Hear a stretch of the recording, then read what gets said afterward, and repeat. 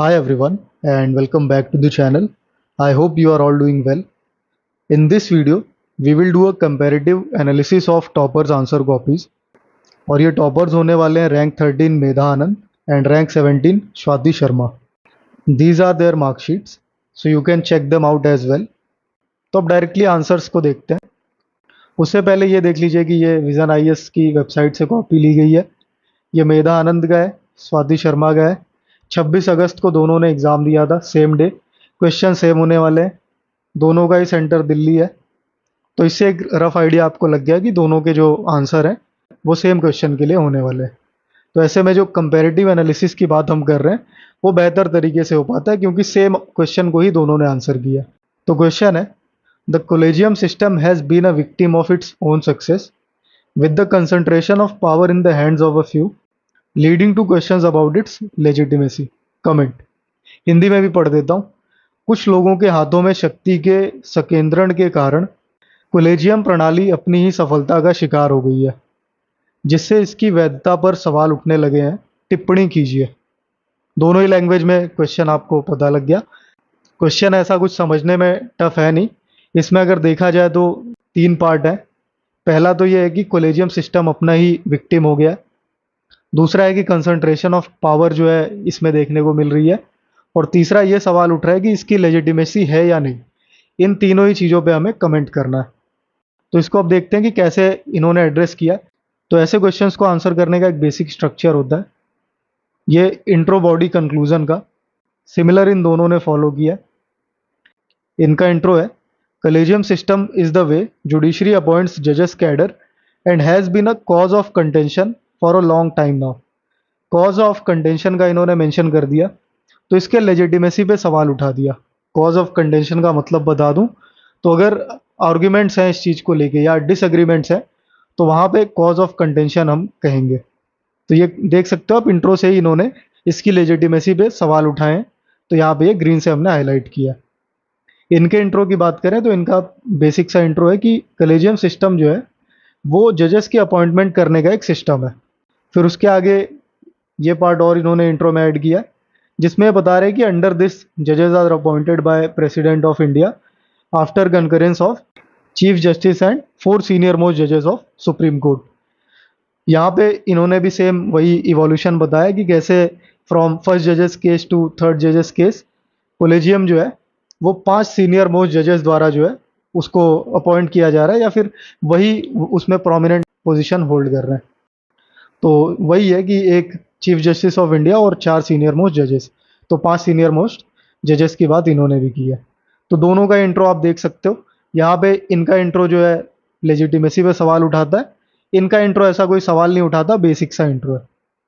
आगे बढ़ेंगे तो इन्होंने हेडिंग दी है, collegium victim of its own success, यानी कि इस पार्ट को ये एड्रेस करना चाहते हैं. यहाँ पे इनकी हेडिंग है, the collegium system has succeeded in. यहाँ पे ये पॉजिटिव स्टार्ट दे रहे हैं, यहाँ पे नेगेटिव स्टार्ट दे रहे हैं. तो पहला पॉइंट इन्होंने अंकल जज सिंड्रोम का दिया है. अंकल जज सिंड्रोम में क्या होता है कि कुछ जो फैमिलीज़ हैं, इंडियन जुडिशरी की बात करें तो कुछ फैमिलीज़ ऐसी हैं जिनमें से मैक्सिमम जजेस निकल के आ रहे हैं.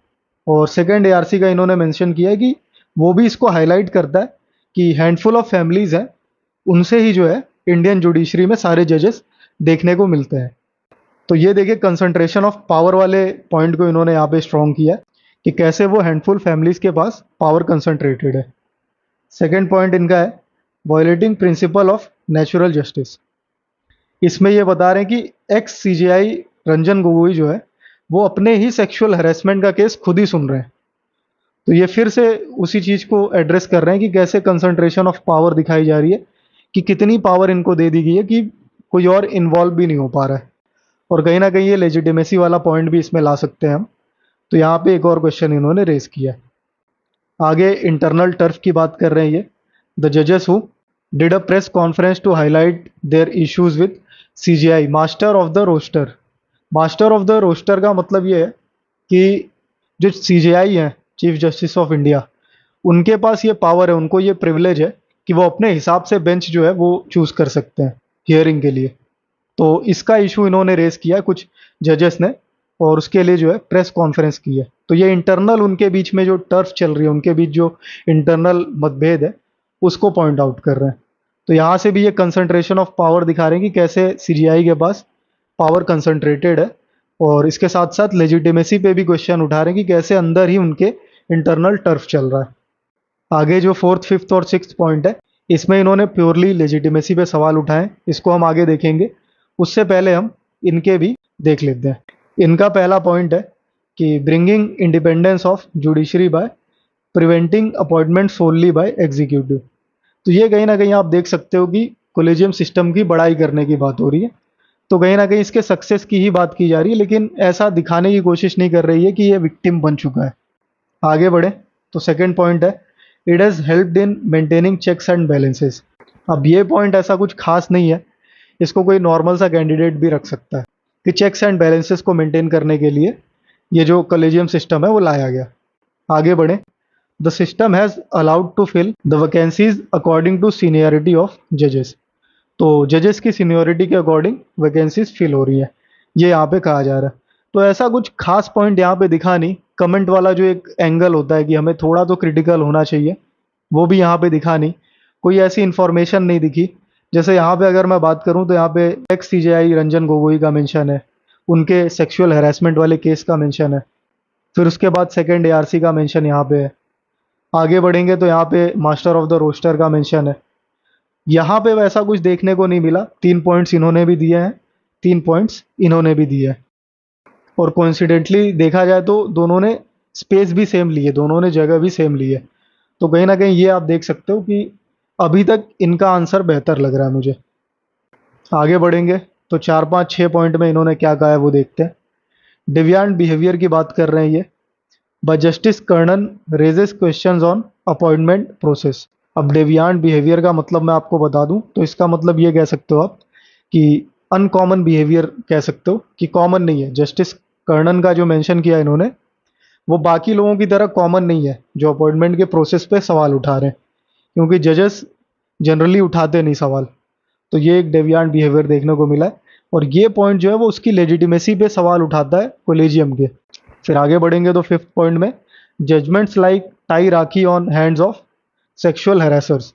अभी ये भी जो है ये कहीं ना कहीं इसके लेजिटिमेसी पे सवाल उठाता है कि कैसा ये सिस्टम है, कैसा ये जस्टिस है, क्योंकि जो सेक्सुअल हैरेसर है उसके हाथ पे राखी बंधवा के ये कैसा जस्टिस आप दे रहे हो।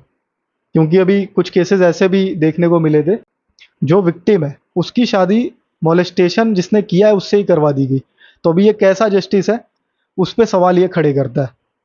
फिर उसके बाद आगे बढ़ेंगे तो lack of transparency in collegium meetings की बात हो रही है, कि मीटिंग्स तो हो रही हैं ठीक है, लेकिन ट्रांसपेरेंसी नहीं है, वो उनके बंद कमरों में ही मीटिंग्स हो रही हैं। तो यहाँ पे देख सकते हो बहुत सारे सवाल इन्होंने उठाए हैं, 6 पॉइंट दिए हैं, और 6 के 6 में इन्होंने सवाल उठाए हैं। और कहीं ना कहीं इन सारे पार्ट्स को जो है एड्रेस करने की कोशिश की है। कंसंट्रेशन ऑफ पावर वाले पार्ट को, लेजिटिमेसी वाले पार्ट को, और कैसे वो अपनी सक्सेस का ही विक्टिम बन रहा है। जैसे ये सारे पॉइंट्स जो हैं ये यही बता रहे हैं कि सक्सेस का ही विक्टिम बन रहा है ये।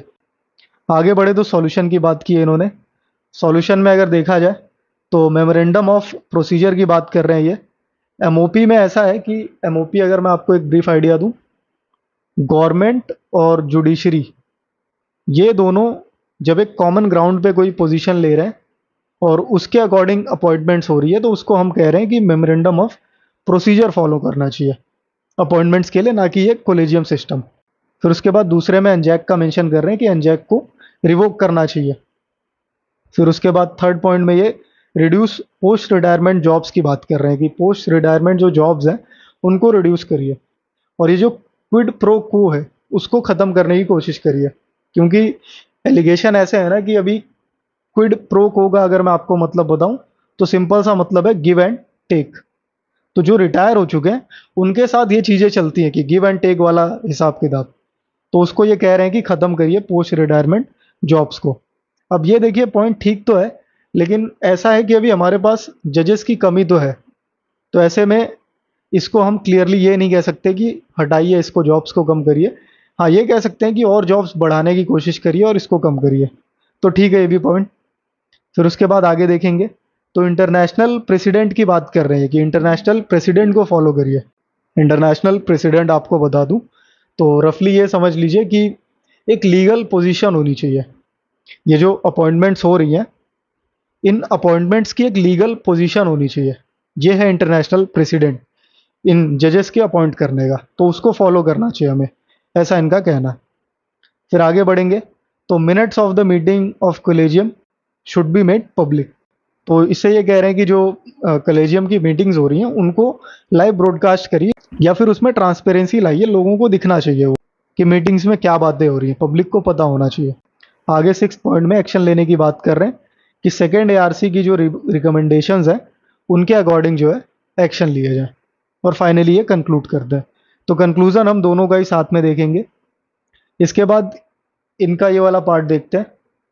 इसमें ये क्या कह रहे हैं कि the collegium system is criticised for its functioning, ये इन्होंने हेडिंग दी है। अब यहाँ पे ये पॉलिटिकली करेक्ट होना चाह रही है ऐसा मुझे फील हो रहा है, लेकिन ये चीज़ आपको ध्यान रखना है कि आंसर में आपको पॉलिटिकली करेक्ट नहीं होना है। क्यों नहीं होना है मैं बताता हूँ। क्योंकि आप गवर्नमेंट की तरफ से काम करते हो, तो आप गवर्नमेंट के अगेंस्ट नहीं जा सकते, और गवर्नमेंट के फेवर में अगर कोई क्वेश्चन है या फिर कोई पॉइंट रख सकते हो तो वो डेफिनेटली आप रखोगे। ये आपको सिविल सर्विसेज का जो कोड ऑफ कंडक्ट होता है उसमें आपको पढ़ने को मिलेगा। तो अगर किसी ने वो पढ़ा है तो वो समझ पा रहा होगा कि मैं क्या कहना चाह रहा हूँ। तो ये पॉलिटिकली इतना करेक्ट होने की ज़रूरत नहीं। आप हाँ पॉलिटिकल लेवल पे ना जाइए, लेकिन इन सारे मुद्दों पे आपका खुद का एक स्टैंड अगर है और इस तरीके से आप रख सकते हो जहाँ पे आप अथॉरिटी खुद की नहीं रख के दूसरों की अथॉरिटी उठा रहे हो। जैसे यहाँ पे एक्स सीजेआई रंजन गोगोई का केस उठा लिया, इसकी अथॉरिटी ले ली और कंसंट्रेशन ऑफ पावर को एक मुद्दा बना दिया, या फिर सेकेंड एआरसी की अथॉरिटी ले ली, या फिर यहाँ पे अगर देखा जाए तो मास्टर ऑफ द रोस्टर की अथॉरिटी ले ली, या जस्टिस कर्णन की अथॉरिटी ले ली। तो ऐसी अथॉरिटीज़ लेके जो है आप क्वेश्चन उठा रहे हो तो कोई दिक्कत नहीं है। यहाँ पे मेमोरेंडम ऑफ प्रोसीजर की अथॉरिटी ले ली, एनजैक की अथॉरिटी ले ली। तो ऐसी अगर अथॉरिटीज़ आप लेके क्वेश्चन उठा सकते हो तो वो एक अच्छा आंसर होगा। तो यहाँ पे देखते हैं इनके पॉइंट्स क्या है। ओपेक फंक्शनिंग की बात कर रही है ये, यानी कि ट्रांसपेरेंसी लाई है इसमें। जजेस आर अपॉइंटिंग जजेस, ये वाले पॉइंट को ये पॉइंट आउट कर रही है।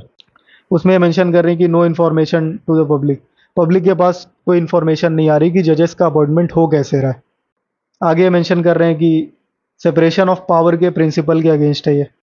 उसके बाद मेरिट इज़ अंडरमाइंड, ये बता रहे हैं कि मेरिट का कोई ऐसा रोल नहीं रह गया। फिर उसके बाद फोर्थ में कह रहे हैं कि कॉन्फ्लिक्ट हो रहा है जुडिशरी और एग्जीक्यूटिव के बीच। एमओयू ऑफ कॉलेजियम की बात कर रहे हैं, कहीं ना कहीं ये मेमोरेंडम ऑफ प्रोसीजर की बात कर रहे हैं कि ये वाला लेने की ज़रूरत है। तो मेमोरेंडम ऑफ अंडरस्टैंडिंग की बात कर रहे हैं कि कॉलेजियम को लेके एग्जीक्यूटिव और जुडिशरी के बीच में एक मेमोरेंडम ऑफ अंडरस्टैंडिंग होना चाहिए।